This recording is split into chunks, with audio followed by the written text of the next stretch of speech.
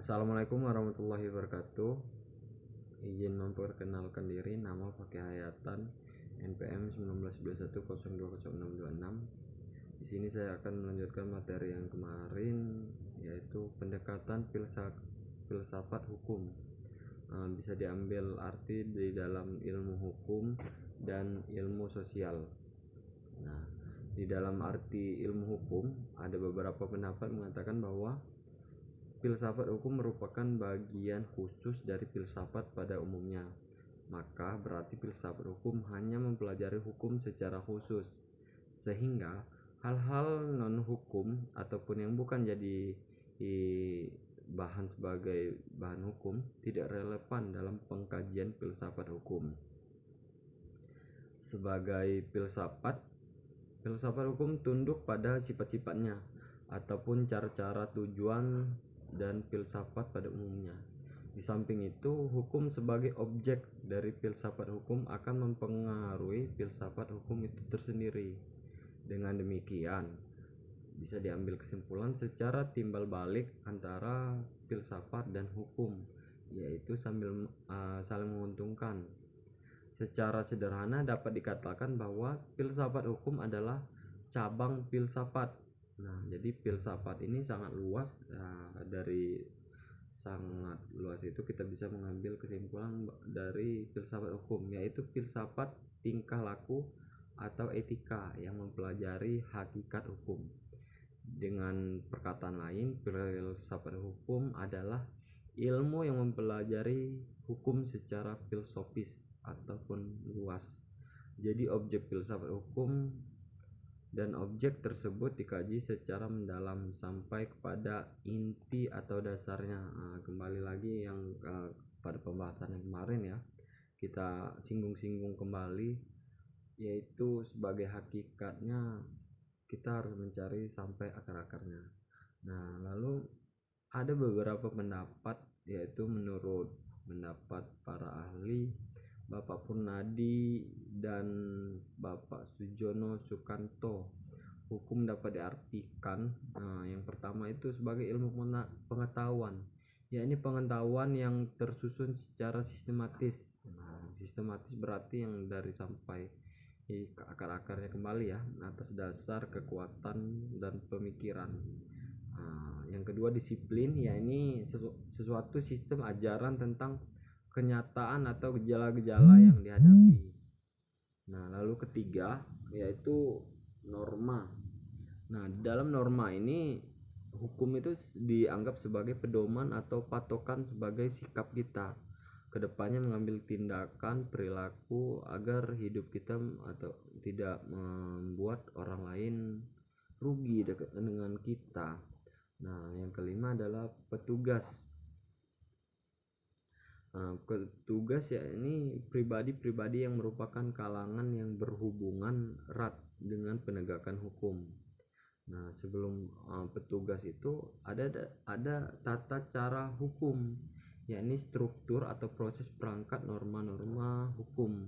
Lalu selanjutnya keputusan. Nah, di dalam keputusan ini keputusan penguasa yakni hasil proses diskresi ataupun hasil proses apa yang telah terjadi. Nah, dilanjut pada ilmu filsafat sosial. Di dalam filsafat sosial merupakan cabang filsafat yang mempelajari persoalan kemasyarakatan secara kritis. Nah, secara kritis itu kita berpikir sampai ke akar-akarnya, radikal dan komprehensif. Sejak Plato dan Aristoteles, yaitu Aristoteles penemu yang sangat berpenting di dalam dunia ya. Kajian terhadap persoalan-persoalan kemasyarakatan sudah menjadi objek penelitian tersendiri.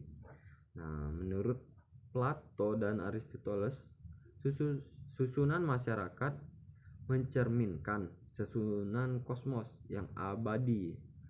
Manusia berkewajiban untuk menyesuaikan diri. Jadi setiap dari tahap ke tahap ataupun ditambahnya tahun ditambahnya teknologi, kita harus menyesuaikan diri kita kepada hukum ya. Dilanjut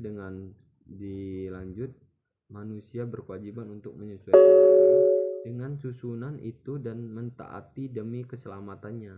Jadi sesuai dengan apa yang dimaksud Aristoteles dan Plato ini, jadi untuk kita mencapai kedepannya, untuk kita menjadi mengikuti yang biasa di dalam kalangan masyarakat. Contohnya pada abad pertengahan masyarakat Eropa masih memperhatikan pada pola dasar yang sama, hanya sekedar mengkoreksi terhadap paham Plato dan Aristoteles. Paham tentang otonomi kosmos diganti dengan paham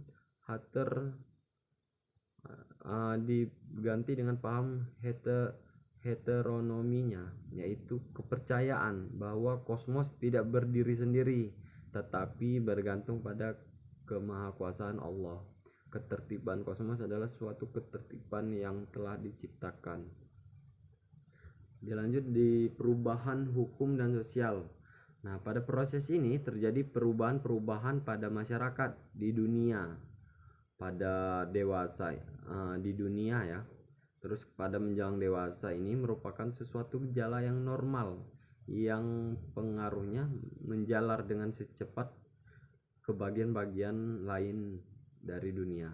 Antara lain berkat adanya komunikasi modern dengan taraf teknologi yang berkembang dengan pesatnya, yang seperti kayak kita handphone ataupun alat-alat elektronik, alat komunikasi, laptop. Penemuan-penemuan baru di bidang teknologi terjadi suatu revolusi ataupun modernisasi pendidikan dan lain-lain. Kejadian yang di suatu tempat dengan cepat dapat diketahui oleh masyarakat. Nah, kayak kita kembali ke zaman dahulu, pada zaman pemimpin kita itu kita untuk mendapatkan suatu info ataupun apa yang terjadi di suatu kampung itu kita harus mengetahui pada 1 minggu dulu setelah terjadi, baru itu juga paling cepat ya. Perubahan-perubahan dalam masyarakat dapat mengenai nilai-nilai ataupun kaidah-kaidah pola pada perilaku, organisasi, struktur lembaga-lembaga sosial ataupun interaksi sosial dan lain sebagainya. Pada faktor yang mempengaruhi terjadinya perubahan sosial pada umumnya ya, dapat dikatakan sebab-sebabnya terjadi pada perubahan-perubahan sosial dapat bersumber pada masyarakat itu sendiri, adat istiadat ataupun ada yang letaknya di luar masyarakat, jadi di luar kebiasaan masyarakat tersebut, yaitu yang datangnya sebagai pengaruh dari masyarakat lain atau dari alam sekelilingnya.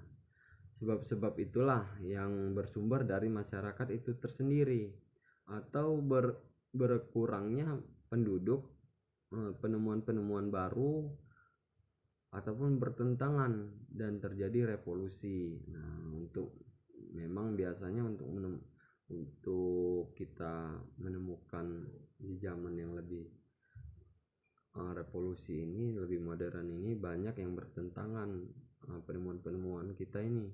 Suatu perubahan sosial, biasanya perubahan sosial itu kadang ada kontranya, jadi dapat bersumber pada sebab-sebab yang berasal dari luar masyarakat tersebut.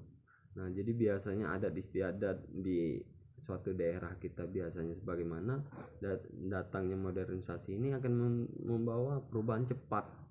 Misalnya sebab yang berasal dari lingkungan alam, peperangan, pengaruhan kebudayaan masyarakat lain ataupun sebagiannya. Nah, itu saja yang dapat saya sampaikan. Lebih kurangnya saya mohon maaf, pada Allah saya mohon ampun, kepada teman-teman saya meminta kritik dan saran. Nah, terima kasih. Semoga apa yang saya sampaikan bisa bermanfaat kepada teman-teman di dalam tema pendekatan filsafat hukum, yaitu ilmu hukum dan ilmu sosial. Terima kasih. Wassalamualaikum warahmatullahi wabarakatuh.